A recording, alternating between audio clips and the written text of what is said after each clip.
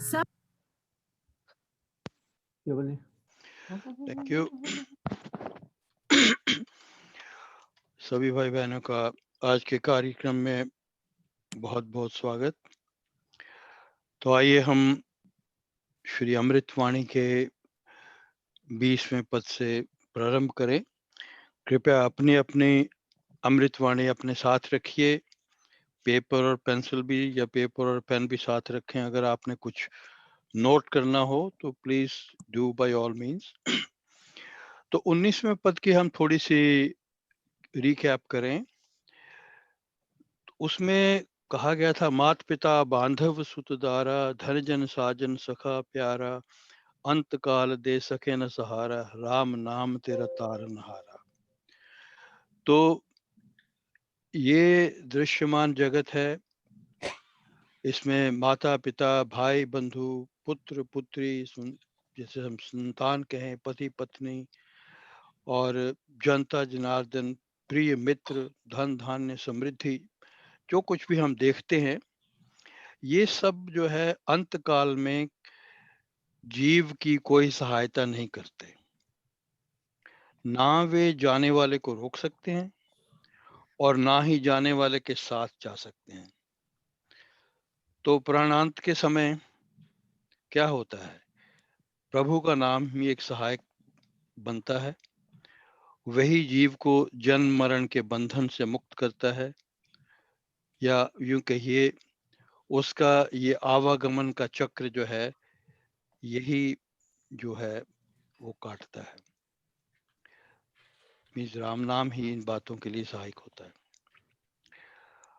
तो इसमें एक छोटी सी कथा है। वैसे तो मैंने पहले भी आपसे शायद एक दो बार शेयर की है, but it is very appropriate. तो ये कथा है श्री गुरु नानक देव जी की और उनके परम भक्त दुनी चंद की।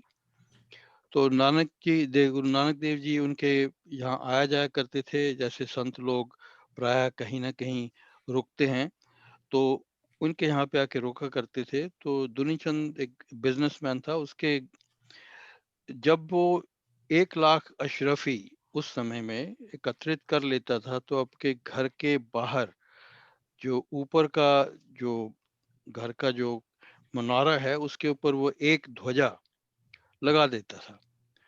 तो इसी तरह करते करते उसकी बिजनेस उसकी बहुत बढ़ती रही। ध्वजा जो थी वो भी, उनका नंबर भी बढ़ता गया। तो एक दिन वो थोड़ा अभिमान में आकर गुरु नानक देव जी से कहने लगा, देखिए गुरु जी, मैंने अपने घर के आगे, घर के ऊपर कितनी ध्वजाएं लहरा दी हैं। तो उन्होंने मुस्कुराकर कहा, बहुत अच्छी बात है। तो खाने के बाद वो जब आने लगे, निकलने लगे, तो उन्होंने दुनीचंद से कहा कि दुनीचंद, मेरा एक छोटा सा काम करोगे? तो उसने कहा, गुरुदेव, आपके लिए तो मेरा जीवन भी हाजिर है, जो कहिए। तो उन्होंने कहा, अच्छा, ये मेरे पास एक छोटी सी सुई है। जब तुम मृत्यु के बाद ऊपर जाओगे तो मुझे वहां पे दे देना। तो वो एकदम से उसने सुई तो पकड़ ली, जी गुरुदेव कह के बोल दिया, लेकिन एकदम से फिर उसे बाद में ख्याल आया कि ये सुई मैं उन्हें ऊपर कहाँ से दूंगा, ये तो मैं ऊपर ले जा ही नहीं सकता। तो फिर उन्होंने कहा, गुरुजी, आप मुझसे मजाक कर रहे हैं, ये सुई मैं आपको ऊपर कैसे दे सकता हूँ, ये तो मैं साथ ले जा ही नहीं सकता। तो उन्होंने कहा, अच्छा भले भद्र पुरुष, देन अगर तुम मुझे ये सुई वहां तक नहीं पहुंचा सकते मेरे लिए, तो ये जो सारा कुछ तुमने इतनी ध्वजाएं लहराई हैं, 1-1 लाख अशरफी एकत्रित करने के बाद इतनी अशरफी एकत्रित की है, तो इसको आप साथ कैसे लेके जाओगे? तो उसे बात जो थी वो समझ लगी कि ये जो जो यहाँ की संपत्ति है, प्राणांत के समय वो हमारे साथ नहीं जा सकती। तो कहने का भाव यहाँ के संसार के जो हमारे संबंध हैं, उनको मधुर बनाइए, मधुर बनाकर उनका निर्वाह करो, परंतु उनमें आसक्त हुए बिना। और अपनी जो हमारी अंतिम स्थिति है, सबकी जो है होने वाली है, उसको सदा याद रखो। क्या हमें एक दिन यहाँ से कूच करना है। इस संसार में जो कुछ भी एकत्रित धन संपत्ति है, वो यहीं रह जाएंगे। अतः जो धन आपके साथ जाने वाला है, उसे ही एकत्रित करने की आवश्यकता है, और वो धन है राम नाम का धन। तो जब हम इस संसार की कोई भी वस्तु साथ नहीं ले जा सकते, तो उनका संग्रह करना, अनावश्यक संग्रह करना, जितनी आवश्यकता है उससे अधिक संग्रह करना, उसकी क्या आवश्यकता, क्यों करें। और इसके से इतना ही नहीं, आपकी जो सांसारिक मान प्रतिष्ठा है, मैं लीडर हूं, मैं ये हूं, मैं वो हूं, तो मैं गुरु हूं, मैं शिष्य हूं, तो ये भी जो है, ये सब शरीर के साथ जुड़े हुए हैं। और जब शरीर यहीं रहेगा, तो ये मान प्रतिष्ठा, ये उपाधियां, ये भी यही रहेंगी। तो इसलिए हमें सिर्फ आवश्यकता है सेवा, संगति संत की, सिमरन नाम का। तो ये चीजें जो है, ये हमारे काम आने वाली हैं। इसलिए इनके ऊपर हमें अपना जो है वो बल देना चाहिए, ना कि इस संसारिक धन संपत्ति के ऊपर। ठीक है, वो हमें आवश्यकता है उनकी, पर जितनी आवश्यकता है उतनी आवश्यक उसको उपयोग में लाइए, उसको कमाइए, लेकिन उसमें आसक्ति रखना, कि उसके साथ जुड़ना, उसके लाभ में प्रसन्न होना और उसकी हानि में दुखी होना, ये बात जो है वो ठीक नहीं है। इससे हमें परे रहना चाहिए। तो आइए हम आज का जो कार्यक्रम है वो पद नंबर 20 से प्रारंभ करें। कमलेश आंटी आ गई हैं, तो कमलेश आंटी। श्योर, आपका बहुत बहुत स्वागत वापसी। Thank you. थैंक यू जी। आप लोगों के सबकी प्रार्थना और शुभकामनाओं से मैं घर तक तो पहुंच गई हूँ, लेकिन थोड़ा अभी समय लगेगा, अभी लंबा रास्ता है तय करने के लिए। बट मैं बहुत शुक्रगुजार हूँ कि मैं आज सत्संग अटेंड कर रही हूँ। Thank you. हाँ जी।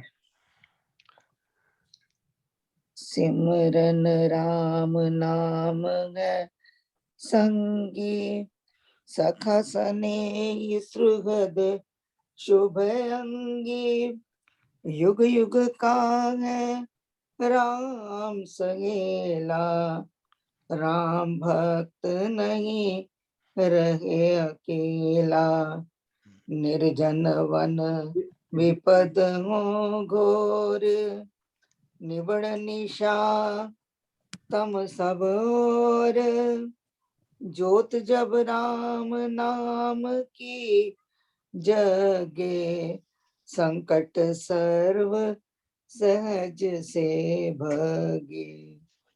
जय श्री राम, जय जय श्री राम, जय श्री राम, जय जय श्री राम, जय श्री राम, जय जय श्री राम, जय श्री राम, जय जय श्री राम।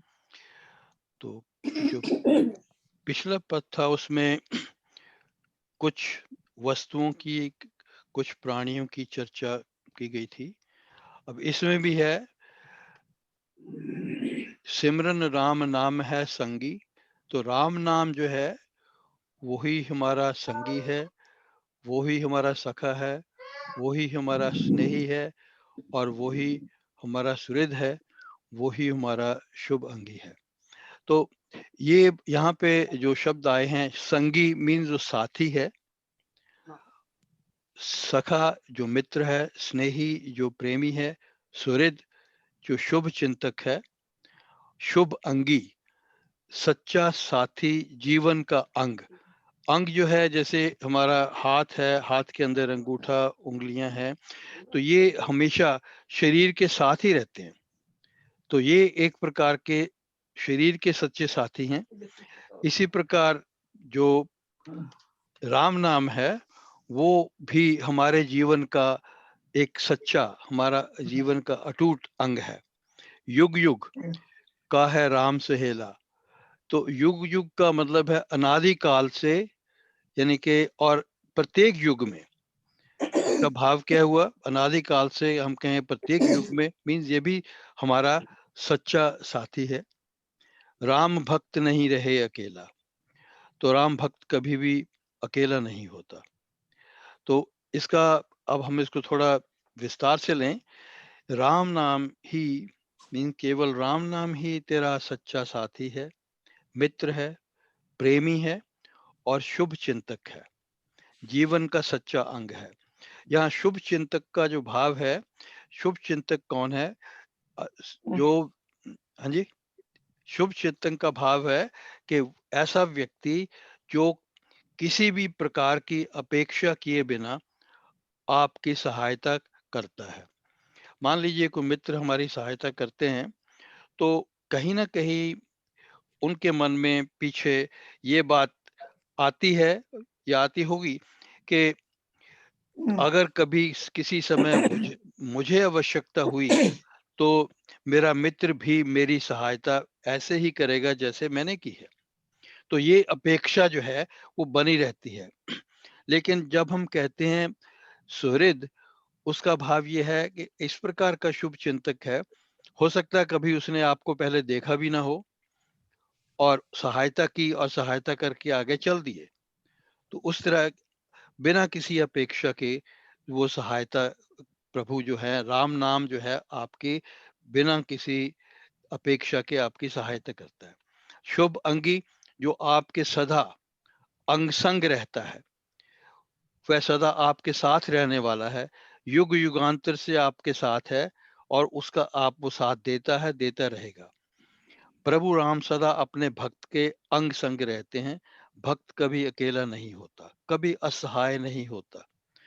भक्त का अर्थ है जो बटा हुआ ना हो, मतलब जो बुद्धि से, मन से और तन से, यानी कि माइंड बॉडी इंटेलेक्ट कॉम्प्लेक्स से हर प्रकार से प्रभु राम के साथ उसके नाम के माध्यम से जुड़ा हुआ हो।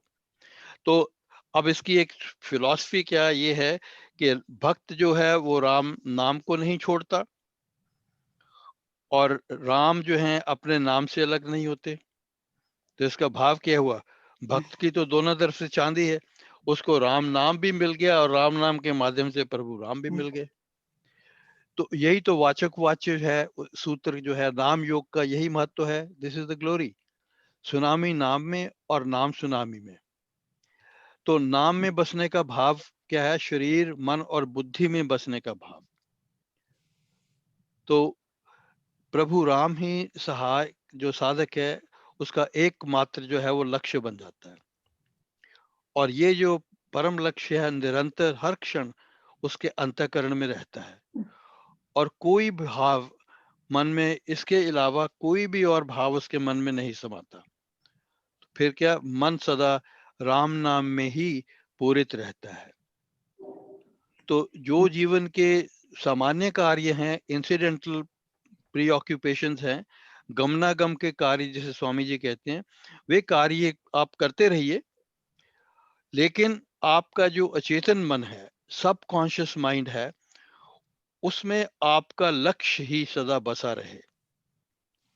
मतलब कि आपकी तीव्र मुमुक्षत्वम की जो स्थिति है वो बनी रहे। मुमुक्षत्वम का भाव है द स्टेट ऑफ लिबरेशन, वो हमेशा बनी रहनी चाहिए। ऐसे भक्त को मनमना कहते हैं। वो भक्त जो जिसके अंतःकरण में हर हर क्षण, हर अंतःकरण के हर कोने में प्रभु ही विराजमान है। तो हर समय हर काल सदा सदैव उसके अंतःकरण में प्रभु ही प्रतिष्ठित रहते हैं। इसकी जो थोड़ी और डिटेल में चर्चा जो है वो हम कल, जो जब हम 9वें अध्याय का सारांश करेंगे तो उसमें इसकी थोड़ी डिटेल से चर्चा करेंगे। तो अगला पद था निर्जन वन। इसमें है ना केवल जी, ऐसा भी थोड़ा कह सकते हैं कि राम भक्त नहीं रहे अकेला का मतलब कि भक्त के साथ हमेशा राम होते ही होते हैं, इसलिए वो कभी अकेला अपने को महसूस नहीं करता। या इसको हम थोड़ा और गंभीरता से I was gonna take it up in next 1 or 2 जो पद हैं उनमें वर्सेस में, but good that you pointed it out, thank you. तो निर्जन वन विपद हो घोर, निबड़ निशा तम सब और, जोत जब राम नाम की जगे, संकट सर्व सहज से भगे। तो यहाँ पे जो भिन्न भिन्न परिस्थितियों में राम भक्त के लिए राम नाम जो है वो सदा सहायक रहता है। तो इस तथ्य को अमृतवाणी यहाँ प्रकट करती है। मतलब जो डूम और ग्लूम की सिचुएशन है, where people are totally insecure, उस अवस्था में क्या होता है। तो इसमें दो तीन शब्द हैं, but I think probably you will all know उनके मीनिंग तो आपको याद ही होंगे। निर्जन, निर्जन मीन जहाँ पे कोई व्यक्ति नहीं है, जन रहित स्थान, सुनसान बियाबान। और उसके बाद है विपद, विपद कहते हैं विपत्ति को, अनर्थ, यातना, वेदना, इवन मृत्यु को भी उसमें विपत्ति में या विपद में लिखा जाता है अकॉर्डिंग टू द डिक्शनरीज। घोर मीन्स गंभीर, भयंकर, घना या घनी, गहरी। निबड़, निबिड़, द शब्द इज निबिड़। व्हाट इज निबिड़? निबिड़ निशा तम सब और। सो निबिड़ का अर्थ है जो फैली हुई, जिसको कहते हैं डरावनी, भयंकर, घनी, गहरी, या फैली हुई सन्नाटे अंधेरा, वाले, या अंधेरा, तो अंधेरा जो तो फैल जाता है ना चारों तरफ, या घने अंधकार वाली यहाँ पे है। रात्रि ऋषा, तम मीन्स अंधकार। संकट, संकट कहते हैं डेंजर को, जहाँ पे अनिष्ट का भय हो या अनिष्ट की संभावना हो, उसे हम कहते हैं संकट। तो अब विपत्ति जो शब्द है इसके कई अर्थ हैं और भी। एक होती संपत्ति और एक होती है विपत्ति, दोनों एक दूसरे के ऑपोजिट हैं। संपत्ति का मतलब यू हैव गॉट समृद्धि, आपके पास बहुत कुछ है, लोग आपके पास हैं, धन धान्य आपके पास है। विपत्ति मीन्स विदाउट, और आपके पास उनमें से कुछ भी नहीं है। पुराने समय में जो पत्ती शब्द है वो यूज किया जाता था, जो सेना की सबसे छोटी टुकड़ी जो है वो सुरक्षा के लिए साथ जाती है, जिसमें एक हाथी, 3 घुड़सवार, 5 उसके साथ जो है पैदल सिपाही, और फिर एक रथ। रथ में जो है जिसकी सुरक्षा है करनी है वो बैठे होते हैं। पर ये सब कुछ जब नहीं है तो फिर आप अकेले हो गए।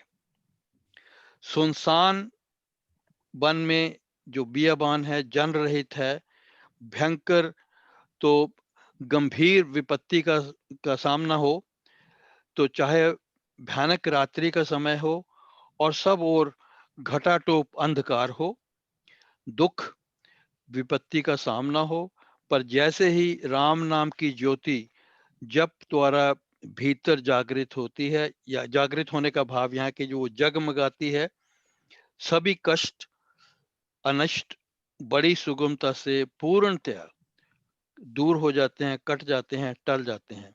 यानी कि फिर आपके मन में भय की कोई संभावना वो नहीं रहती। तो ये कैसे होता है? How would it happen?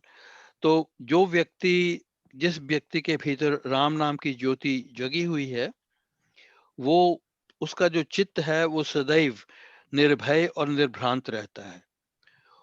उसके सिमरन से प्रभु, उसके सिमरन में प्रभु विराजमान है, क्योंकि सिमरन राम नाम का संग, जैसे जब हम राम नाम जपते हैं तो राम नाम में प्रभु राम वाचक वाच्य सूत्र के अनुसार उसमें प्रभु सदैव विराजमान रहते हैं वे हर परिस्थिति में।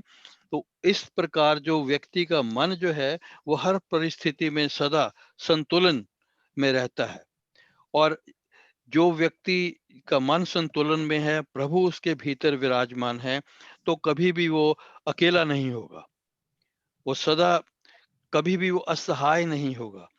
उसके साथ राम नाम की ज्योति है, और राम नाम की ज्योति के साथ साथ राम नाम में प्रभु विराजमान है। जब प्रभु भीतर बसे हुए हैं तो व्यक्ति अकेला कैसे होगा?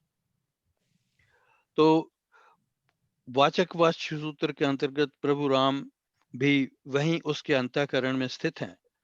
तो ऐसा भक्त किसी भी परिस्थिति में कह रहे सर्वशक्तिमान उसके साथ हैं, साथ ही नहीं परंतु उसके भीतर हैं।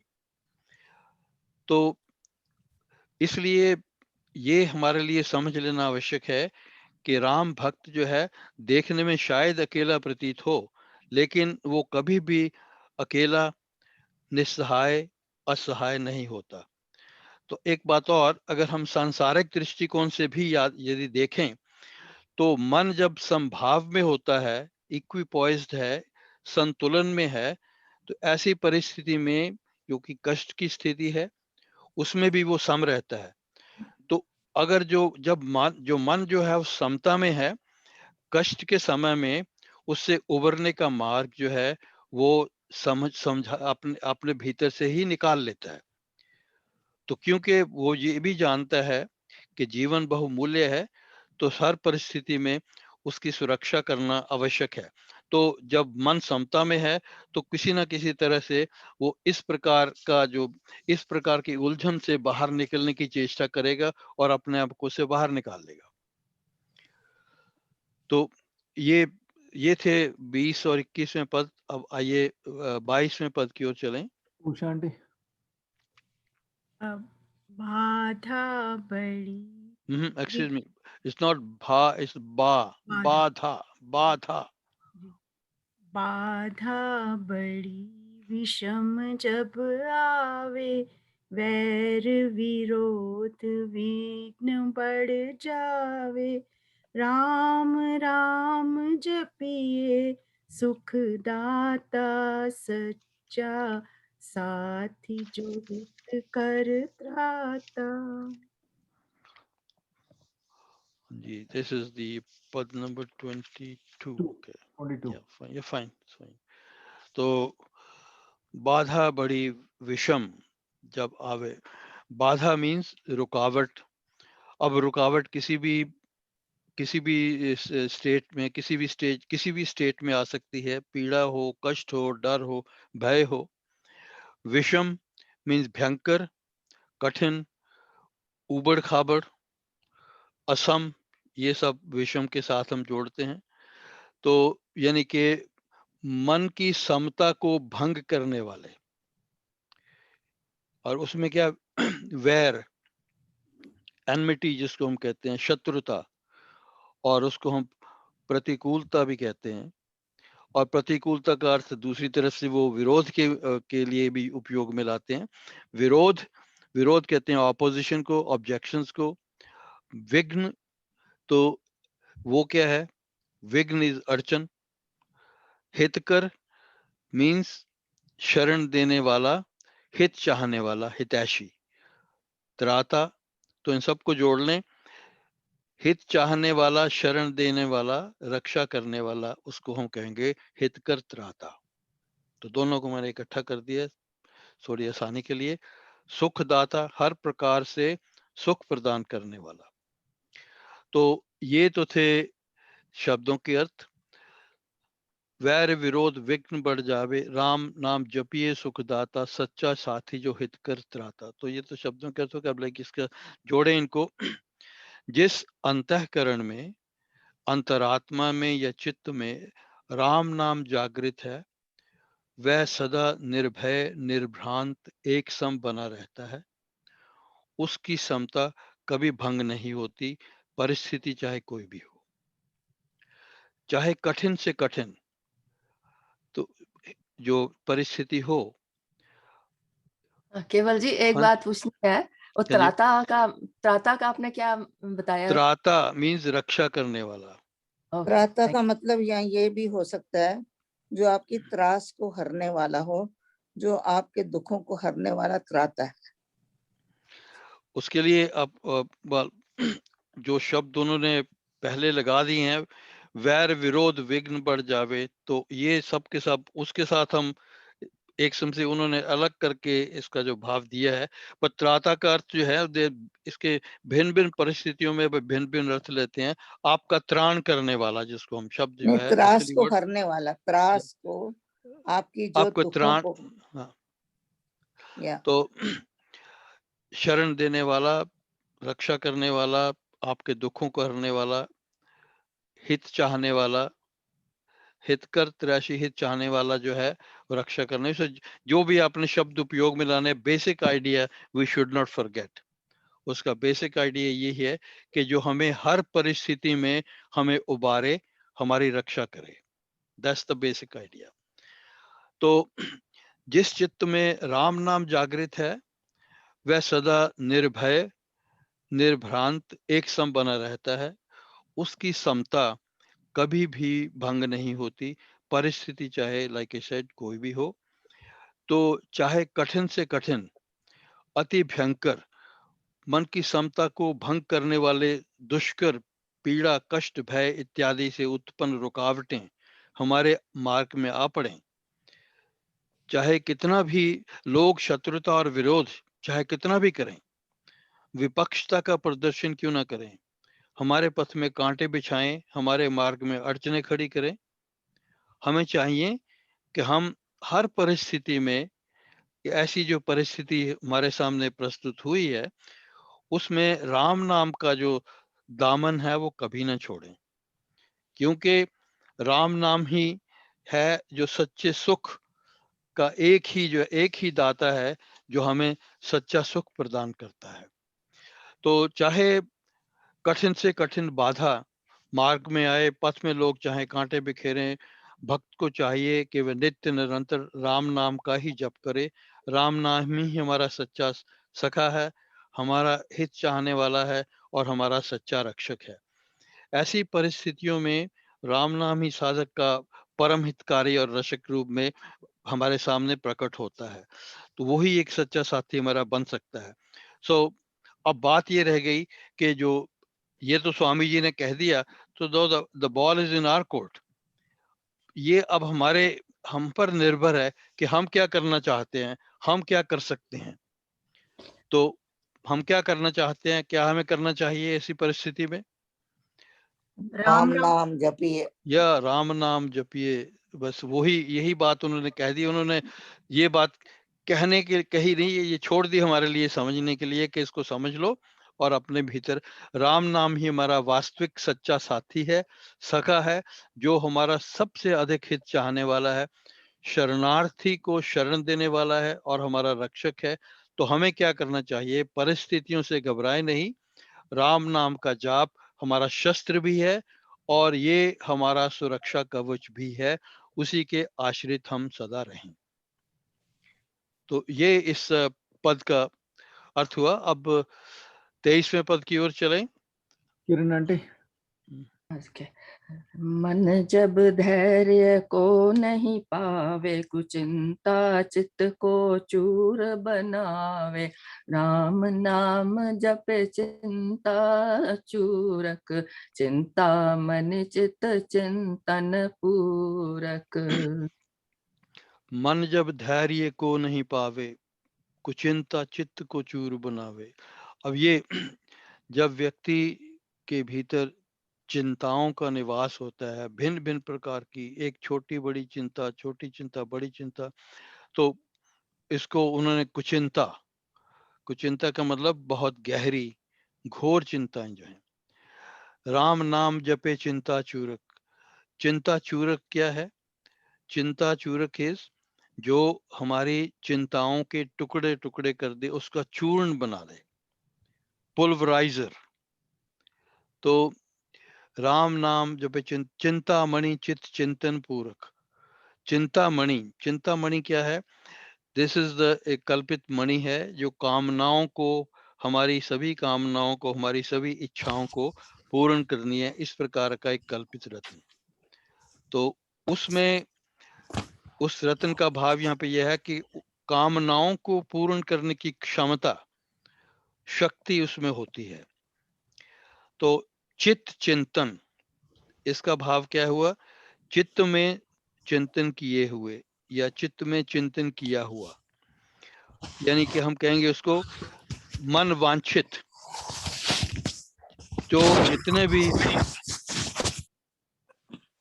सॉरी केवल जी, प्लीज गो अहेड।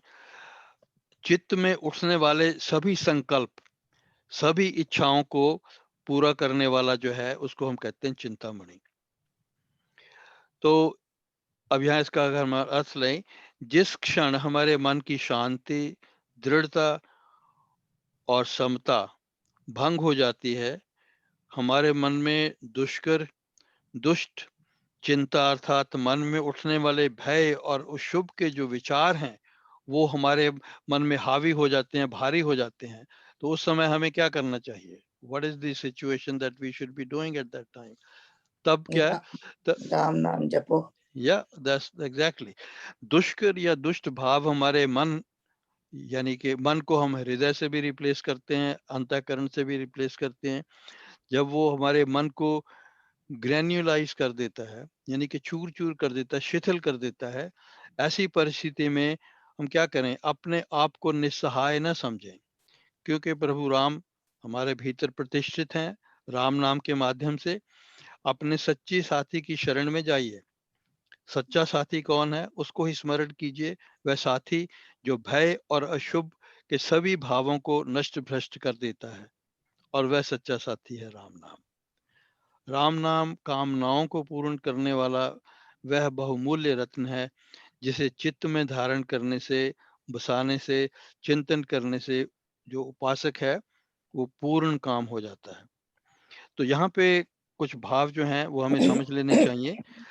जब हम पूर्ण रूप से मन में राम नाम को बसा लेते हैं, राम नाम को प्रतिष्ठित कर लेते हैं, तो हमारे मन में किसी और वृत्ति के लिए, चाहे वह भय की हो, अशुभ की हो, चाहे वो शुभ की भी क्यों ना हो, किसी भी प्रकार की वृत्ति के लिए कोई स्थान नहीं रहता।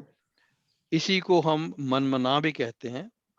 तो मन में किसी प्रकार की भी व्याकुलता, उद्विग्नता नहीं रहती। Means our mind is neither it's wavering nor it is agitated. मन सदा सम और शांत जो है वो बना रहता है। और फिर उसके बाद जब मन में कोई नई इच्छा जन्म नहीं लेगी, मन प्रभु नाम के भावों से ही भरा रहेगा।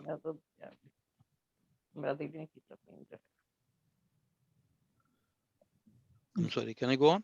हाँ जी, हाँ जी, क्यों अच्छा, नहीं मन। Okay. तो मन में सदा पूर्णता का भाव जो है वो बना रहता है। अपूर्णता से मन जो है वो कोसों दूर रहता है। तो यही संपूर्ण संतुष्टि, पूर्ण काम होने की स्थिति है। प्रभु नाम, जो प्रभु का नाम है, उसी से जो उसके जब हमारा उसका नाम हमारे भीतर बस जाता है, तो हम सभी इच्छाओं को बहिष्कृत कर देते हैं, अपने मन से बाहर कर देते हैं, अपने मन से दूर निकाल देते हैं। तो राम नाम में जो उपासक है, उसका जब मन उसमें जुड़ा हुआ है, उसमें मग्न है, तो उसको हम कहते हैं सकल मनोरथ सिद्ध व्यक्ति हो जाता है।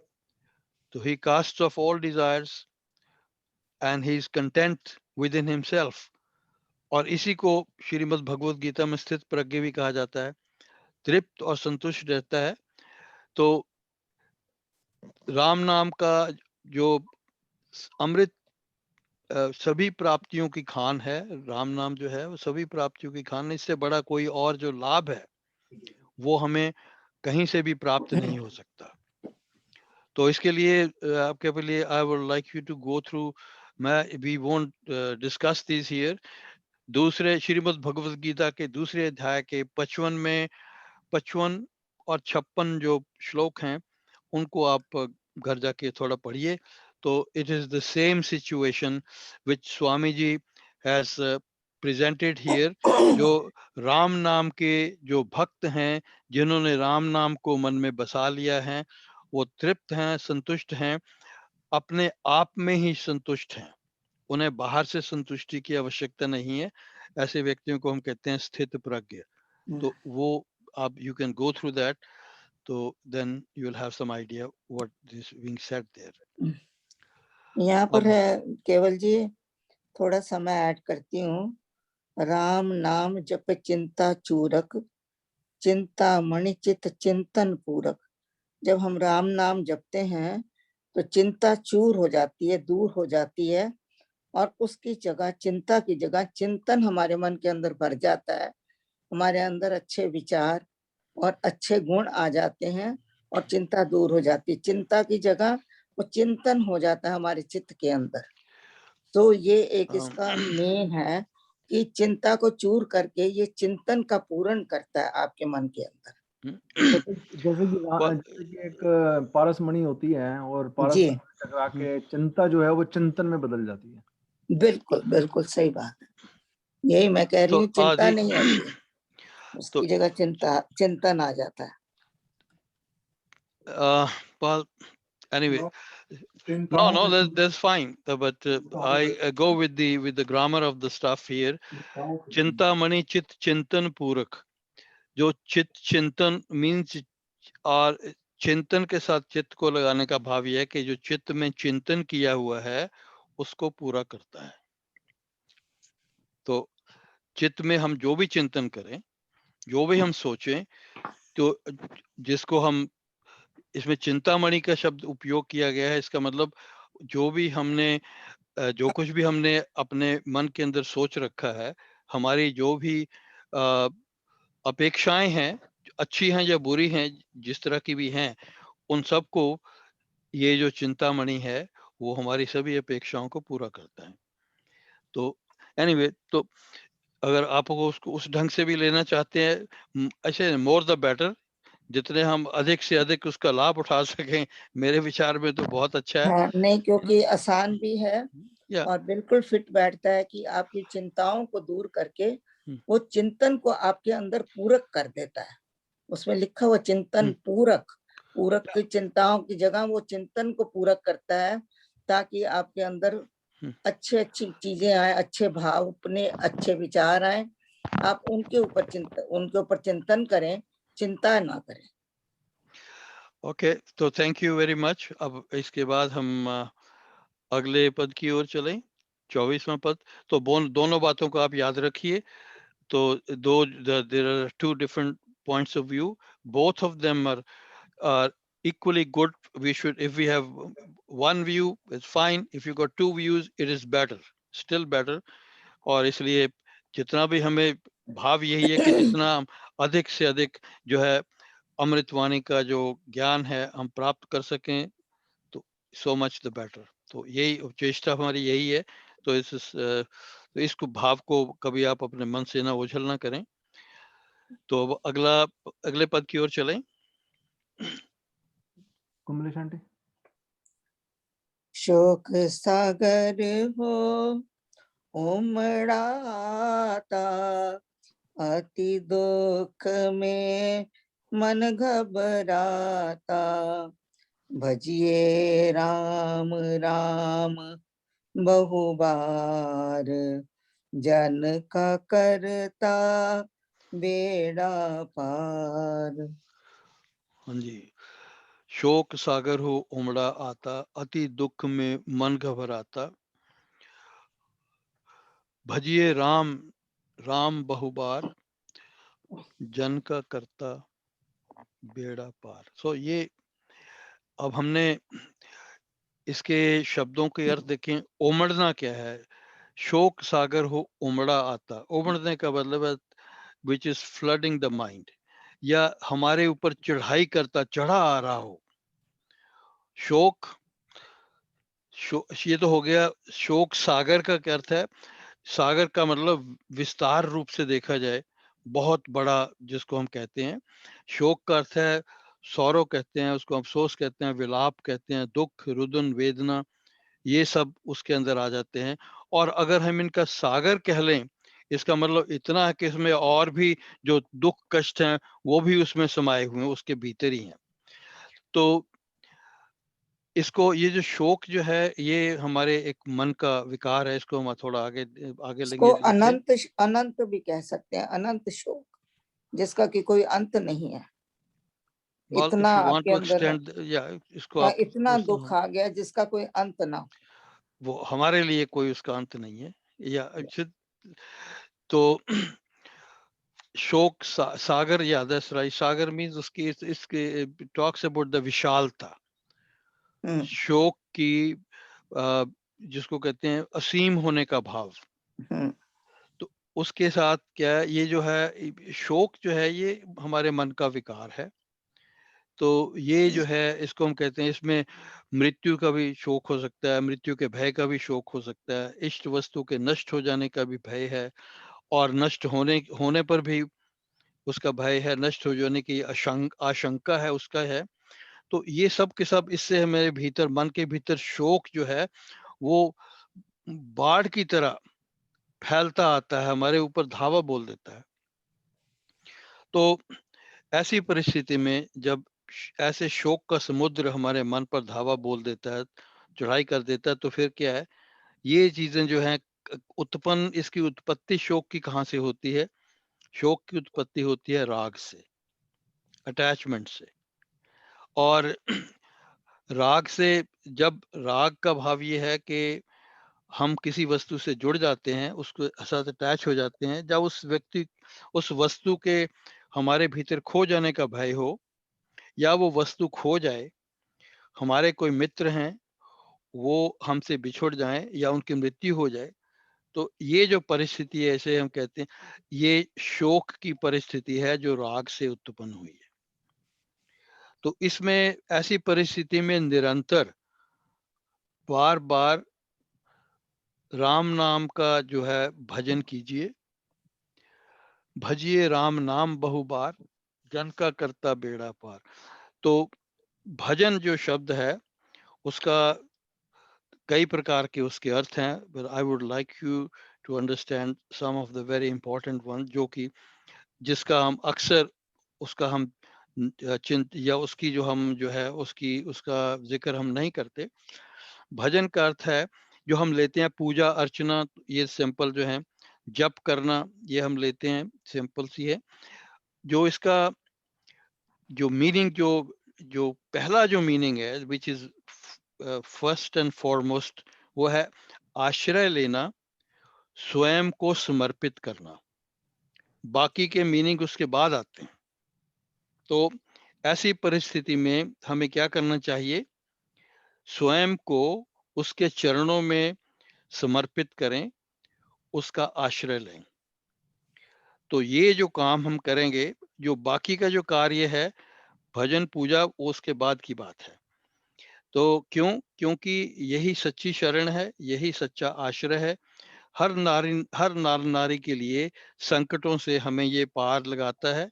तो भजन में जैसा मैंने कहा कि आत्मसमर्पण का भाव जो है वो अवश्यमेव होना चाहिए। तो ये वही चप्पू है जो भव सागर के संकटों से, संसार से उत्पन्न जितने भी दुख हैं, उनसे मनुष्य की जीवन रूपी नौका को पार लगाता है। तो सबसे बड़ा कारण, जैसा मैंने कहा है, जैसे किसी की मृत्यु हुई, हमारे किसी सगे संबंधी की, गॉड फॉरबिड, हम योग में हैं, कोई वस्तु जो है वो हमारे पास थी, उसकी हानि हो गई, तो इससे हमें विषाद होता है। जो मृत्यु और जो जन्म है वो हमारे प्रारब्ध के अधीन है, यानी कि उसे कई लोग भाग्य का नाम भी देते हैं। तो ये प्राय जो संस्कार हैं पूर्व जन्म का लेखा जोखा है, और इससे ये जो संस्कार हैं वो इस जन्म में फलों में परिवर्तित हो जाते हैं, और इसी को एक प्रकार से प्रारब्ध कहा जाता है। अब यहाँ पे एक जो बात है, थोड़ी सी वैसे हटके तो है, लेकिन आवश्यक है कि हम उसके ऊपर थोड़ा सा ध्यान दें। जब हमारे यहाँ संतान की उत्पत्ति होती है तो हम ये भूल जाते हैं कि संतान का एक अपना एजेंडा है, जिसे हम प्रारब्ध कहेंगे, कि वो अपने प्रारब्ध के अनुसार जीवन यात्रा प्रारंभ करने के लिए आया है। दुख सुख, लाभ हानि, स्वास्थ्य रोग, सभी द्वंद्व जो हैं वो उनका सामना करता है। शायद हमें उसके जीवन यात्रा का, उसके जो एजेंडा है उसके विषय में ज्ञान नहीं है, लेकिन हम क्या करते हैं, अपनी कामनाओं और अपनी उस व्यक्ति की अपनी कामनाएं और अपनी योजनाएं हैं, तो जिसका हमारे साथ शायद कोई संबंध नहीं है। हम बिना बात के अपने आप को उसके मामलों में घसीटने लग जाते हैं, उनके मामलों में घसीटने लग जाते हैं। तो we create sort of an interference for no reason at all. तो शोक का जो आभास है प्रिय वस्तु के खोने से होता है, और दुख वो भी उनके खोने से होता है। तो ये तो सब ठीक है, पर हमारा क्या? यहाँ तक कि हम, ये शरीर भी हमारा नहीं, हमारी जहाँ तक संतान का प्रश्न है वो भी हमारी अपनी होते हुए हमारी अपनी नहीं, वो तो मेहमान है। वो अपना प्रारब्ध लेकर इस संसार में आते हैं और अपनी जीवन यात्रा प्रारंभ करते हैं, और हम माता पिता उनकी सहायता करते हैं। लेकिन जन्म देने पर हम उन पर अपना एक अधिकार समझते हैं कि हमने क्योंकि उन्हें जन्म दिया है कि वो हमारे हैं। तो हम राग में उन्मत्त होकर इतने लोभी हो जाते हैं कि उनकी थोड़ी सी सहायता करने के बदले हम उनका सर्वस्व लेने के लिए तैयार रहते हैं। तो इस परिस्थिति में अगर वो हमसे या उनसे कोई भूल चूक हो जाती है या वो हमारा साथ नहीं दे पाते, तो हम फिर क्या करते हैं? Then what do we do? हम उस परिस्थिति में शोकग्रस्त हो जाते हैं। तो हमें जो भी है अपने सिवा किसी और वस्तु पे अधिकार नहीं है। हम प्रभुत्व जमाने की चेष्टा ना करें, उसके अधिकारी नहीं है, और ना ही किसी प्रकार की अपेक्षा का हमें अधिकार है। जितनी जल्दी हम ये समझ लेंगे और उतनी ही जल्दी हम अपने आप को स्वयं में पूर्ण पाएंगे। हम शोक मोह राग से उभर पाएंगे। ये तभी होगा जब हमारे भीतर राम नाम की ज्योति जग जाएगी। उस प्रकाश में हम अपनी वास्तविकता को जानेंगे और उस वास्तविकता को अनुभव करेंगे। तो इसलिए हमें यही शोभा देता है कि हम अपने धर्म कर्म का पालन करें। जो हमारा सामाजिक कर्तव्य है या परिवार के प्रति कर्तव्य है उसका पालन करें, उसका निर्वाह करें। इससे अधिक और इससे कम और कुछ नहीं। तो ये जो है चीज़ें हमें अपने मन से जो है निकाल देनी चाहिए कि वो बच्चा मेरा है और ये सब कुछ मेरा है और मुझे चाहिए। बस मैं और मेरे से हम अपने आप को थोड़ा दूर कर लें तो अच्छा रहेगा। तो आइए 25वें पद की ओर चलें। कड़ी घड़ी कठिनतर का, कष्ट कठोर हो क्लेश कराल। राम राम जपिए प्रतिपाल, सुखदाता प्रभु दीन दयाल। हाँ जी। कड़ी घड़ी कठिनतर काल, कष्ट कठोर हो क्लेश कराल। यहाँ पे स्वामी जी का एक ये पेट स्टाइल है। वो अगर वो का उपयोग करेंगे शब्द के बिगनिंग में तो हर शब्द के साथ चलेगा। कड़ी, कठिनतर, काल, कष्ट कठोर, क्लेश कराल। तो this is that's the beauty of his writings. तो इसमें पोएटिक वे है या पोएटिक तो है पोइट्री, तो ये तो ऐसे पोइट्री है। ओके। तो यहाँ पे एक जो शब्द आया है क्लेश, और उस क्लेश का जो शब्द का अर्थ है वो हमें भली प्रकार से समझ लेना चाहिए। तो क्लेश जो शब्द है वो इसको हम कहते हैं बंधन। तो पतंजलि योग सूत्र में ये उनका जो दूसरा चैप्टर है साधन पाद, उसमें 3रा श्लोक है ये। तो उन्होंने वो लिखते हैं कि क्लेश जो है, ये जो बंधन है वो 5 प्रकार के हैं। तो यदि हम 5 प्रकार के कौन कौन से हैं, तो अविद्या, उसके बाद दैट्स इग्नोरेंस, फिर है राग अटैचमेंट, द्वेष जेलसी, अस्मिता अहंकार, अभिनिवेश मतलब अपने जीवन के प्रति ममता, too much attached to your own self, your own life, या उसके साथ जो कुछ भी बातें हैं, हम जो कुछ करना चाहते हैं उसमें भोग विलास है, आसक्ति है, उसके बाद सुख सुविधाएं हैं, everything which is connected with life, हम उसके साथ जुड़े हुए हैं, हमारा जीवन उसमें लगा हुआ है। तो उसको कहते हैं अभिनिवेश। अब इसमें जो ध्यान से देखें, अगर अब देखा जाए तो इग्नोरेंस जो है, जैसे हम कहते हैं अविद्या, अज्ञान जो है, वो ही सबसे ऊपर है। कारण सभी के सभी जो क्लेश हैं, बाकी के जो 4 क्लेश हैं, उनका कारण ये अविद्या है, और बाकी के जो 4 क्लेश हैं वो इस अविद्या के कार्य हैं। तो यानी कि अविद्या इज द रूट कॉज, और जो बाकी के 4 हैं दे आर द कॉन्सिक्वेंसेस, उसके परिणाम हैं। आत्मा जो है, अब आत्मा जो है सच्चिदानंद स्वरूप अविद्या यही है केवल जी कि हम अविद्या है ये कि हम शरीर है, आत्मा। यस, हम अपने आप को शरीर मानते हैं, ठीक। यही अविद्या है, और उस शरीर मानकर हम उसके साथ जुड़े हुए हैं।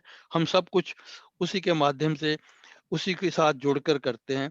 तो अगर कोई लाभ हानि होती है तो वो भी शरीर के साथ जुड़ी रहती है, और फिर उसी में हम दुखी सुखी होते हैं, जैसा भी जो भी सिचुएशन हो। तो वो ये है कि हम अपने को जब शरीर मान लेते हैं तो बाकी के क्लेश उससे जन्म लेते हैं, उस अविद्या से बाकी के क्लेशों की उत्पत्ति होती है जी। तो आत्मा बाय इटसेल्फ सच्चिदानंद स्वरूप है। अज्ञान, भ्रम और माया, ये 3 चीजें हैं जो जब वो आत्मा उनके साथ जोड़ता है तो उसमें जीव आत्मा बनकर उसमें वो दुख का अनुभव करता है। तो वैसे जो है जितने भी जो दुख हैं, जो कष्ट हैं, वो जो हैं अपने आप में भ्रम मात्र हैं, ये बंधन नहीं है। लेकिन ये बंधन तभी बनते हैं जब हम अविद्या के कारण अपने आप को शरीर मान लेते हैं। तो इन्हें हमें ये जो इसको हम 5 प्रकार की गांठें भी कहते हैं, जिनको हमें खोलना है, और इनको खोलने का भाव है इन क्लेशों से निवृत्ति। और ये जो क्लेश जो हैं 3 प्रकार की परिस्थितियों से जुड़े रहते हैं, शारीरिक, मानसिक और बौद्धिक, फिजिकल, मेंटल एंड इंटेलेक्चुअल, तो उसके साथ जुड़े हुए हैं। तो अब हम इसको थोड़ा बाकी के जो शब्द हैं उनको भी देखें। तो ये 3 प्रकार की जो बातें कहें, मानसिक, शारीरिक और बौद्धिक, ये तीनों प्रकार से हमें जो है वो हमारे मन के समत्वम को या मन की समता को जो भंग करते हैं। कड़ी घड़ी, घड़ी जो है वो 24 मिनट की होती है वैसे, पर यहाँ घड़ी का अर्थ है समय से है।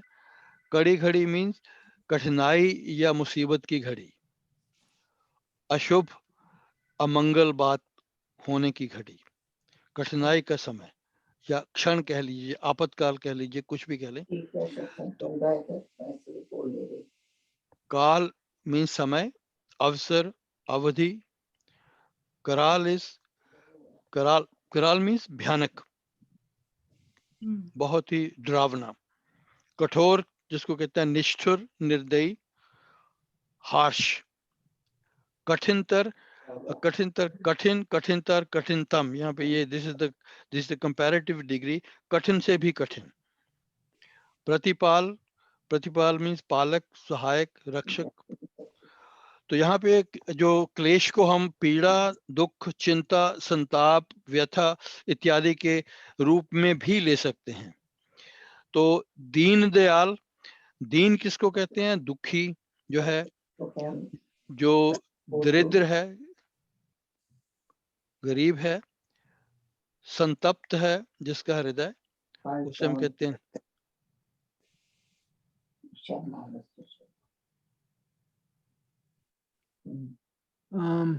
प्लीज अनम्यूट कर लें अपना माइक अगर कोई पीछे से बैकग्राउंड नॉइस है तो। सॉरी केवल जी, को है। Okay, that's fine.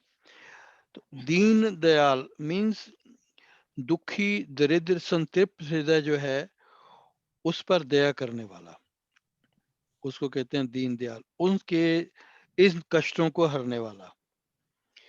तो शारीरिक कष्ट में वो पीड़ा, व्यथा, विपत्ति सब आ जाते हैं।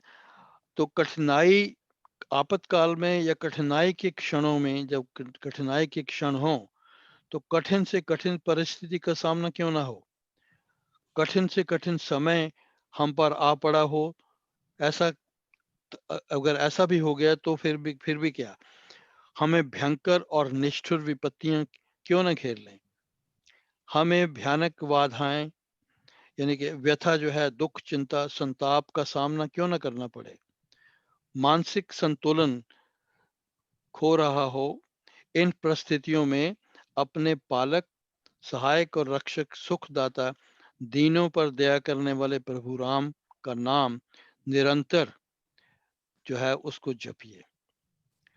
तो जपने का भाव यहाँ पे मुख से बोलकर जो है जपिए, उससे आपका मानसिक संतुलन जो है वो फिर से स्थापित हो जाएगा। तो ये I don't know how many of us जो हमने इस बात को देखा है, परखा है कि जब ऐसी कभी स्थिति आती है तो अगर हम जप जो है मौखिक जप करें, जो जोर से बोल के जप करें, तो हमें इनसे थोड़ी जो है वो सांत्वना मिलती है। जो प्रभु राम का जो नाम का जो जाप है, जो भी दुष्ट जनों से प्राप्त कष्ट हैं और दुख से जुड़ी जीवन में घटित या घटित होने वाली बातें हैं, और जो भयानक क्लेशों से जुड़ी हुई है, अर्थात शुभ और अशुभ, यहाँ पे हम दोनों को लेते हैं। क्लेश का भाव सिर्फ शुभ से ही, अशुभ से ही नहीं, शुभ भी बीच में आते हैं। सभी वृत्तियां जो हैं, उन वृत्तियों को शांत कर, चाहे वो शुभ वृत्तियां हो चाहे वो अशुभ वृत्तियां हो, उनको शांत करके यानी उनका निरोध करके मन को योगारूढ़ की स्थिति में ले जाएगा। प्रभु राम का जो जाप है उसका उसका ये हमें लाभ है, ये उसकी ग्लोरी है, ये उसका महानता है, उसके महत्व है। दुष्ट जनों से प्राप्त कष्ट, दुख से जुड़ी जीवन में घटित या घटित होने वाली घटनाएं और भयंकर क्लेशों से जुड़ी यानी कि शुभ और अशुभ सभी वृत्तियों को शांत कर मन को योगारूढ़ की स्थिति में ले जाने के लिए सहायक होता है या ले जाता है। तो राम नाम का जो जप है, ये मार्ग अति सुगम मार्ग है, इसलिए इसी मार्ग के ऊपर हम लोगों को चलना चाहिए। इसे कभी भी हमें त्यागना नहीं चाहिए। और 5 ग्रंथियां, 5 भयंकर शाक व्याधाएं, तो ये हमें आत्मा से दूर करती हैं। लेकिन जब हम नाम जाप, राम नाम जप का जो जो आश्रय लेते हैं, तो ये हमें फिर वो हमें हमें जो परेशान नहीं करती। क्यों परेशान नहीं करती? क्योंकि जब हम राम नाम का आश्रय लेते हैं, कालांतर में हमें अपने सत्य स्वरूप का और प्रभु के सत्य स्वरूप का ज्ञान हो जाता है। और उस ज्ञान मन की उसी समय संतुलन में आ जाता है। नहीं, मन संतुलन में आने से समय पहले आता है जब राम हमें नाम का जाप हमें उस समय अज्ञान जो है हमारा, कि हम शरीर हैं, वो हमारा अज्ञान नष्ट हो जाता है। मन संतुलन में तो पहले ही आएगा। मन संतुलन में आने के बाद जब आपका जो जाप है तभी सफल होगा, जब आपका मन संतुलन में है। तो ये जाप जो दोनों कार्य करता है, मन को संतुलन में भी लाता है और संतुलन लाने के बाद हमें आत्मज्ञान की ओर भी ले जाता है। तो पहले जैसे आपने कहा, हम मन को संतुलन में लाइए, संतुलन में आया मन जो है वो आगे बढ़ता है। और ये फिर वो ग्रंथियां जो ज्ञान हैं, की तरफ बढ़ता है। या ये 5 ग्रंथियां जो हैं, हाँ जी। वो हमारी जो खुल जाती हैं गांठें, और हमारी ये व्यथाएं कम हो जाती हैं और हम आत्मनिर्भर हो जाते हैं, आत्मा में संतुष्ट हो जाते हैं। और जिसे हम कहते हैं आत्मन्येव आत्मना तुष्टा, हम अपने आप में भी अपने आप में ही संतुष्ट रहते हैं।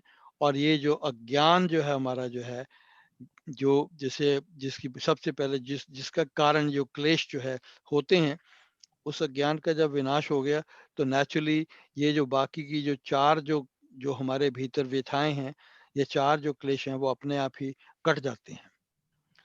जो आपने ये फिजिकल, मेंटल और इंटेलेक्ट बताया था, राइट? तीनों भाव जो है। तो ये फिजिकल, मेंटल और इंटेलेक्ट क्या, जरा थोड़ा। बुद्धि जो है, जो बुद्धि जो है, इवेंचुअली डिसीजन बुद्धि करती है कि क्या ठीक है क्या ठीक नहीं है। मन जो है वो संशयात्मक बुद्धि उसे कहते हैं, वो जो है इट्स अनडिसर्निंग माइंड, माइंड इज अनडिसर्निंग, वो संशय करता है, उसके उसके जो निर्णय करना उसके उसके बस में नहीं है। निर्णय करने का जो कार्य है वो सिर्फ बुद्धि करती है। जी तो इसलिए बुद्धि का भी बुद्धि का जो योगदान है वो मन के बाद बुद्धि का ही तो योगदान है। जी ठीक है। हाँ जी। आंटी, आगे पढ़ना है? हाँ जी, हाँ जी 26 नंबर। 26वां पद करें, वी कैन डू इट। हाँ ओके। जी हाँ जी ठीक है, थैंक यू। घटना घोर घटे जिस बेर, दुर्जन दुखड़े लेवे घेर, जपिए राम नाम बिन देर, रखिए राम राम शुभ टेर। तो एक second, I just want to see something before we go. या दैट्स राइट, रखिए राम राम शुभ टेर, या दैट्स राइट। तो घटना घोर घटे जिस बेर, जैसे जिसको कहते हैं भयंकर घटनाएं जिस समय भी घट जाएं, दुर्जन दुखड़े लेवें घेर, दुर्जन हो, दुष्ट जन हो या दुख हो, आपको घेर लें, मीन्स आपके मन को वो घेर लें। जपिए राम राम बिन देर, उस समय राम राम जप कीजिए, मीन्स राम नाम का जप कीजिए, राम शब्द का उच्चारण कीजिए, राम शब्द का जो है उसे उसके अपने उसके माध्यम से उसको जपिए। तो जब ये जैसे मैंने कहा था कि राम राम जब 2 बार आता है तो उसका हम भाव राम नाम से या राम शब्द से लेते हैं। तो जपिए राम राम बिन देर, रखिए राम राम शुभ टेर। तो टेर किसको कहते हैं? टेर कहते हैं, टेर भी आश्रय को कहते हैं। तो जिस बेर, जिस समय, जिस बार भयंकर घटना, इंसिडेंट्स, हैपनिंग्स, ये आप सॉरी, ये मेरे घर में डिस्टरबेंस हो रही है, पर मैं उठ के ये सब ओके फाइन फाइन। तो जिस बेर, जिस समय, घोर मीन्स भयंकर, घटना मीन्स हैपनिंग्स और इंसिडेंट्स हैं, कार्य रूप में सामने आने वाली जो बातें हैं उसे हम कहते हैं घटना। घटना घटे मीन्स व्हाट इट हैपन्स, किसी भी कार्य का होना उसको हम कहते हैं घटना, वो होता है। दुर्जन दुष्ट जन, दुष्ट व्यक्ति, बिन देर, बिन देर मीन्स बिना समय नष्ट किए, विदाउट डिले, बेझिझक और तुरंत, बिना हिचकिचाहट के। इसको इन इतने शब्दों में आप कोई भी यूज कर सकते हैं। बेसिक आइडिया यह है कि आप अपना समय जो है उसको बिना नष्ट किए तुरंत जो है एकदम से जपिए राम राम बिन देर, रखिए राम राम शुभ टेर। तो उस बात को आप ध्यान में रखिए कि राम नाम का ही आश्रय जो है वो मंगलमय है। राम नाम का जो आश्रय है वही हमारे लिए शुभ है, वही हमारे लिए कल्याणकारी है।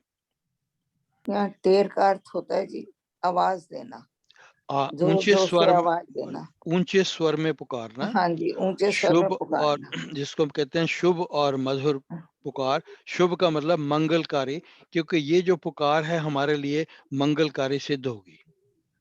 जी तो तो दुखड़े, दुखड़े कहते हैं जो हमारी दुख की कहानियां हैं, गाथाएं जो हैं, जो कहते हैं अपने दुखड़े हमारे सामने मत रोइए, मीन अपनी जो कुछ आपके आप बीती जो है उसको, दुख भरी आप बीती, इसको हम कहते हैं दुखड़े। जिस समय जीवन में भयंकर घटना घटित हो, दुष्ट जन या संकट विपत्तियां घेर लें चारों ओर से, आपके मार्ग में दुष्ट जन दुखों के पहाड़ खड़े कर दें, तो तुरंत बिना समय नष्ट किए राम नाम जपना आरंभ कर दीजिए, अटूट विश्वास के साथ। ये याद रखें, ऊंचे स्वर में मन से उसे पुकारिए। बस अपनी गुहार राम नाम की जो मंगलमयी और मधुर जो वाणी है, तान है, उसके साथ बनाए रखिए। राम नाम यानी कि राम राम कहकर जप कीजिए, मुख से राम नाम का जप कीजिए, और उससे क्या होगा, मन में कोई भी दूसरा विचार जो है वो घर नहीं कर पाएगा, बस मंगल ही मंगल आपका होगा, क्योंकि जो कुछ आप कर रहे हैं उसमें सिर्फ राम नाम के माध्यम से राम ही मन आपके मन में जो है वो उपस्थित होंगे। अब यहाँ जो before we go to the जो 27वां पद है, उसमें जो 21 से लेके 26 पद जो हमने किए हैं, जो हम ग्रहण कर चुके हैं, 27वां पद उनका सारांश है। राम नाम हो सदा सहायक, राम नाम सर्व सुखदायक, राम राम प्रभु राम की टेक, शरण शांति आश्रय है एक। यहाँ तो पर जो केवल जी 21, 22, 23, 24, 25, 26 इन सारे पदों में स्वामी जी ने डिफरेंट परिस्थितियों के बारे में बताया। पहले बताया कि आपके वो निर्जन वन में हो, विपद में हो, घोर में हो। दूसरी बार बताया अगर आपके ऊपर बहुत बड़ी बाधा आ जाए, कोई बहुत विषम चीज आ जाए, वैर विरोध लोग कर रहे हैं। तीसरे में उन्होंने बताया अगर कोई चिंता आपको आ जाए, बहुत मन जब धैर्य को नहीं पावे, चिंता आ जाए। फिर 24वें में बताया कि कितना शोक भी अगर आपके ऊपर आ जाए। फिर 25वें में बताया कि कितना कठिन काल आपके ऊपर आ जाए। और 26वें में बताया उन्होंने कितनी भी बड़ी घटना आपके ऊपर घट जाए, इन सब के ऊपर बाद में राम नाम आपका सहायक है। वो परिस्थितियां उन्होंने बताई हैं, हर परिस्थिति में देखिए हम राम नाम आपके साथ है। Okay, thank you. हम इन पदों को, जो ये 21 से लेके 26 तक के पद हैं, ये 6 पद हो गए। इन पदों के जो पहली दो लाइनें हैं, हम पहले उनको लेते हैं, और उसके बाद जो उस इन्हीं पदों की बाकी की जो दो लाइनें हैं, फिर उनको हम बाद में लेते हैं। ये जो परिस्थितियां हैं, 21 से 26 पद में कही गई परिस्थितियां हैं, राग और शोक और मोह से जुड़ी हुई परिस्थितियां हैं। और जैसे पहले जो 21वें पद में कहा गया, निर्जन वन विपद हो घोर, निबड़ निशा तम सब ओर, हम ये कर चुके हैं। बाधा बड़ी विषम जब आवे, वैर विरोध विघ्न बढ़ जावे। तो यहाँ पे राग और द्वेष की बात है, पहले में अज्ञान की बात है। मन जब धैर्य को नहीं पावे, कुचिंता चित्त को चूर बनावे, तो ये भी राग शोक से जुड़ी है। फिर शोक सागर हो उमड़ा आता, अति दुख में मन घबराता, तो ये जिसको कहते हैं डिल्यूजन, भ्रांति, मोह से जुड़ी हुई है। 5वें 25वें में कहा, कड़ी घड़ी कठिनतर काल, कष्ट कठोर हो क्लेश कराल, ये दुख से है, शोक से है, सौरव से है या विषाद से है। 26वें पद में कहा गया है, घटना घोर घटे जिस बेर, दुर्जन दुखड़े ले में घेर, ये राग और द्वेष से फिर जुड़ी हुई है।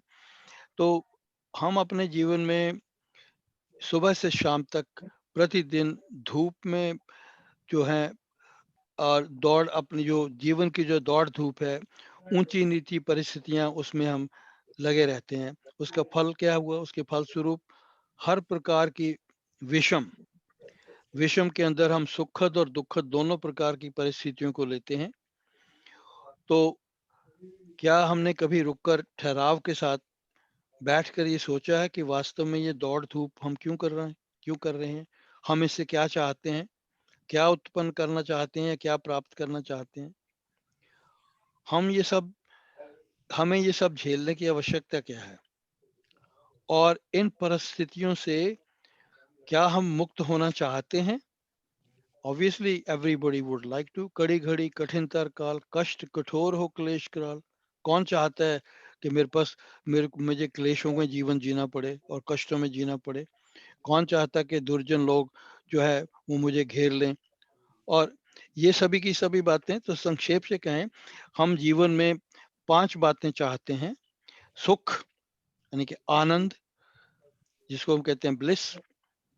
फिर कहते हैं इच्छाओं की पूर्ति और संतुष्टि, ये दूसरा है रूप, कंटेंटमेंट जिसे कहते हैं।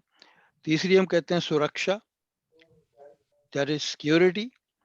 फिर कहते हैं शांति, जो उसके अंदर हम चाहते हैं पीस ऑफ माइंड, और फाइनली हम अपने जीवन में पूर्णता चाहते हैं। तो ये 5 चीजें के लिए हम संघर्ष करते हैं, लेकिन हमने कभी बैठकर ये नहीं सोचा कि जो हमारा संघर्ष है इनके लिए है, लेकिन ये हमें इनसे जो जिस जिस क्षेत्र में हम दौड़ धूप कर रहे हैं, क्या उससे हमें ये प्राप्त होगा? इनके लिए हमारी ये दौड़ धूप है। इस दौड़ धूप में हम अपना जीवन नष्ट कर देते हैं, फिर भी हमारे हाथ खाली रहते हैं। तो अपने आप से हम ये प्रश्न पूछें, बाह्य जगत से प्राप्त ये बातें हो सकती हैं या नहीं? ये कुछ हो सकता है उससे प्राप्त या नहीं? हम अपने संघर्ष में सफलता प्राप्त नहीं कर पाते।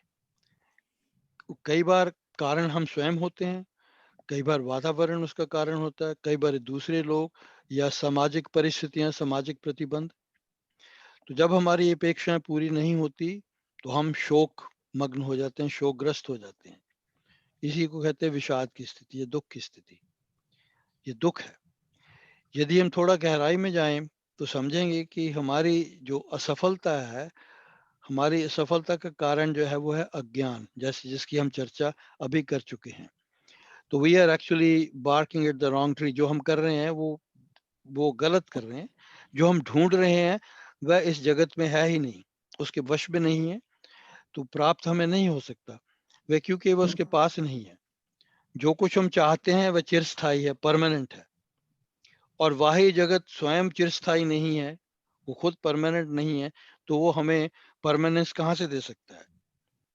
तो लेकिन ये जो पांचों जो लक्ष्य हैं हमारे जीवन के, ये हमारे भीतर है।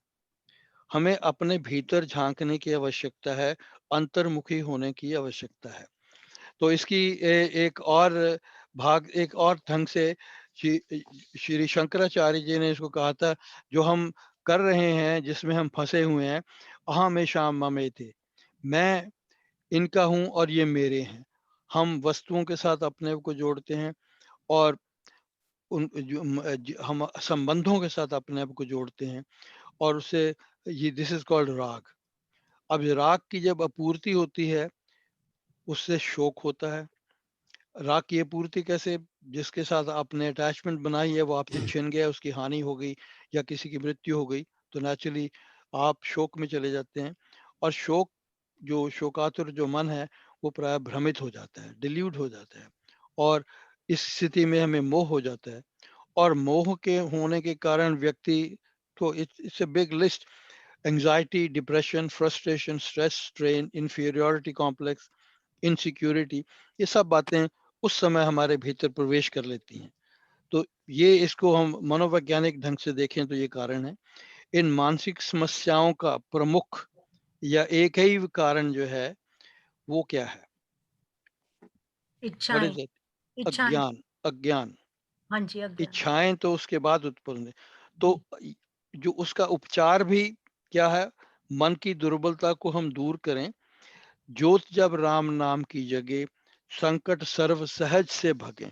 तो वो जो संकट हैं वो आराम से भग जाते हैं। अब यहाँ पे क्या है?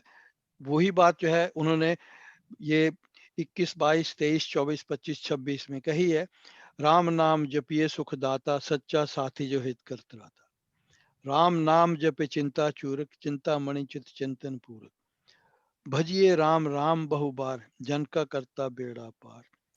राम राम जपिए प्रतिपाल, सुखदाता प्रभु दिन से। ये 26 के तक जो पद हैं, तो वो उसमें इन्होंने इसकी चर्चा की है। तो प्रभु राम का जो सच्चा भक्त है, तो उपरोक्त सभी परिस्थितियों में राम नाम की महत्वपूर्ण शक्ति का लाभ लेता है। जो जो 5 6 हमने परिस्थितियां पहले प्रस्तुत की हैं, उनसे वो लाभ लेता है। राम नाम के जाप से उसका जो मन है सदा समता में रहता है, सदा भरा रहता है। तो जो मन है सदा शांत बना रहता है। इसी के माध्यम से उसे चिरस्थायी शांति, संतुष्टि, सुरक्षा, आनंद और अबव ऑल पूर्णता की प्राप्ति होती है। तो हम राम नाम के द्वारा मन की शुद्धि और आंतरिक शक्ति, उसको हम उन्नत कर सकते हैं, उसको उन्नत कर सकते, क्या उन्नत होती है excuse me। तो इसी को श्रीमद् भगवत गीता के, जैसे मैंने आपको 55वां 56वां जो श्लोक बताया है, उसमें कहा है राम नाम से जब से व्यक्ति स्थित प्रज्ञ की स्थिति को प्राप्त होता है, तो उसके साथ साथ उसको उसकी मन की शुद्धि होती है, और वही जो व्यक्ति है जप करते रहने वाला जो भक्त है, वो मन इन दुखों कष्टों के जो उद्विग्नता से दूर रहता है, उद्विग्न नहीं होता। सुख की अवस्था में उसका मन किसी भी सूक्ष्म इच्छा, जब सुखी होते हैं तो हमारे भीतर में कई बार इच्छाएं होती हैं कि अगर ये मिल जाए, इसके बिना मेरा काम नहीं चल सकता, मैं इसके बिना रह नहीं सकता। उस सुख की अवस्था में जो सूक्ष्म इच्छाएं हैं उसे कहते हैं स्पृह। वो इच्छा जो है उसकी वो इच्छाएं, वो अपेक्षाएं जो हैं, वो उनके पीछे नहीं भागता। तो सभी इच्छाओं को त्याग कर राम नाम से जुड़ा अपने आप में संतुष्ट रहता है। तो इस व्यक्ति को हम स्थित धीर या मुनि कहते हैं। तो राम नाम जाप से हमें स्थित प्रज्ञ और स्थित धीर दोनों अवस्थाओं की प्राप्ति जो है वो निश्चित है। तो इसलिए हम किसी भी परिस्थिति में राम नाम को अपने से ओझल न करें, तो अपने मन को मोड़कर राम नाम में एकाग्रचित करने की आवश्यकता है, और इसको करिए। थैंक यू तो इस केवल पद को मतलब ये है कि संक्षिप्त में हम ये कह सकते हैं कि कोई भी परिस्थिति आए आपके ऊपर, हर परिस्थिति में राम नाम का आश्रय लेकर और उससे पार पाइए। या आपने परिस्थितियों की ओर देखना ही नहीं है, सिर्फ जब आपने राम नाम को मन में बसा लिया, और कोई मतलब किसी कोई भी